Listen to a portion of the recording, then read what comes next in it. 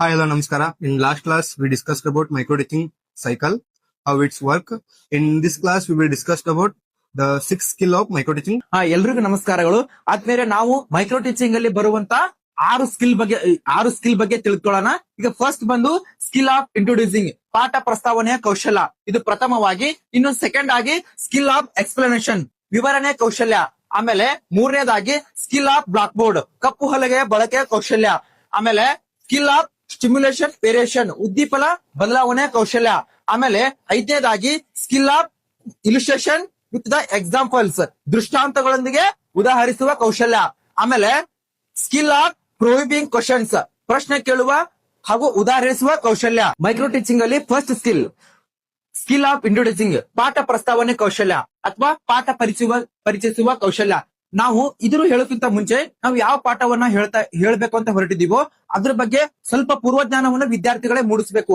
ಅದು ಆಕ್ಟಿವಿಟಿಗಳ ಆದ್ರೂ ಆಗಿರ್ಬೋದು, ಅಥವಾ ನಾವು ಪ್ರಶ್ನೆಗಳನ್ನ ಕೇಳೋದಾಗಿರ್ಬೋದು, ಅಥವಾ ಅವರಿಗೆ ಅರಿವನ್ನ ಮೂಡಿಸಬೇಕು. ನಾವ್ ಯಾವ ಪಾಠವನ್ನ ಹೇಳ್ತಾ ಇದೀವೋ ಅದ್ರ ಬಗ್ಗೆ ಅರಿವನ್ನ ಮೂಡಿಸಬೇಕು. ಈಗ ಒಮ್ಮೆ ವಿದ್ಯಾರ್ಥಿಗಳಿಗೆ ನಾವು ಪಾಠದ ಹೆಸರನ್ನ ಹಾಕಿದ ತಕ್ಷಣ ವಿದ್ಯಾರ್ಥಿಗಳಿಗೆ ತಿಳಿಯೋದಿಲ್ಲ.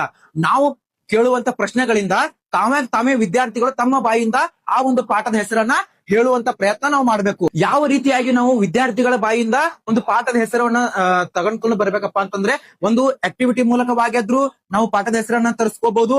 ಆಮೇಲೆ ನಾವು ಪ್ರಶ್ನೆಗಳನ್ನ ಕೇಳುವುದರ ಮುಖಾಂತರವಾಗಿ ಆದ್ರೂ ಆ ಪಾಠದ ಹೆಸರನ್ನ ವಿದ್ಯಾರ್ಥಿಗಳ ಬಾಯಿಂದ ಹೇಳಿಸಬಹುದು. ಅದೇ ಅಲ್ಲದೇನೆ ಆ ಬೋಧನೋಪಕರಣಗಳೇನು ಇರುತ್ತಲ್ಲ ಅದ್ರ ಮೂಲಕವಾಗಿ ಆದ್ರೂ ಆ ಒಂದು ಪಾಠದ ಹೆಸರನ್ನ ವಿದ್ಯಾರ್ಥಿಗಳ ಬಾಯಿಂದ ತರಿಸುವಂತ ಪ್ರಯತ್ನ ಮಾಡಬಹುದು. ಅದು ಹೆಂಗಪ್ಪ ಅಂತಂದ್ರೆ ಒಂದು ಉದಾಹರಣೆ ಮೂಲಕವಾಗಿ ನೋಡೋಣ.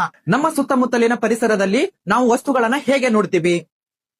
ನೀವು ಕಣ್ಣಿನಿಂದ ನೋಡ್ತೀವಿ. ಅದೇ ರೀತಿಯಾಗಿ ಒಂದು ಕತ್ತಲೆ ವರ್ಗ ಕೋಣೆಯಲ್ಲಿ ಒಂದು ವಸ್ತುವನ್ನ ನೋಡ್ಲಿಕ್ಕೆ ಅಸಾಧ್ಯವಂತ ಅನ್ಸುತ್ತೆ. ಹಾಗಾದ್ರೆ ಆ ಒಂದು ಕತ್ತಲೆ ಕೋಣೆಯಲ್ಲಿ ಏನು ಅವಶ್ಯಕತೆವಾಗಿರುತ್ತೆ? ಬೆಳಕು ಅವಶ್ಯಕತೆ ಆಗಿರುತ್ತೆ ತಾನೆ. ಹಾಗಾದ್ರೆ ಪ್ರಿಯ ವಿದ್ಯಾರ್ಥಿಗಳೇ, ನಾವು ಇವತ್ತಿನ ದಿವಸ ಬೆಳಕು ಎಂಬ ಒಂದು ಪಾಠವನ್ನ ಅಧ್ಯಯನ ಮಾಡೋಣ. ಇದೇ ರೀತಿಯಾಗಿ ವಿದ್ಯಾರ್ಥಿಗಳಿಗೆ ಕುತೂಹಲಕಾರಿಯಾಗಿ ಪ್ರಶ್ನೆಗಳನ್ನು ಮಾಡುವುದರ ಮುಖಾಂತರವಾಗಿ ಈ ಒಂದು ಪಾಠದ ಹೆಸರನ್ನ ವಿದ್ಯಾರ್ಥಿಗಳ ಬಾಯಿಂದನೇ ತರಿಸುವಂತ ಕೌಶಲ್ಯವೇ ಪಾಠ ಪ್ರಸ್ತಾವನೆ ಕೌಶಲ್ಯ, ಸ್ಕಿಲ್ ಆಫ್ ಇಂಟ್ರೊಡ್ಯೂಸಿಂಗ್ ಕೌಶಲ್ಯ. Thank you.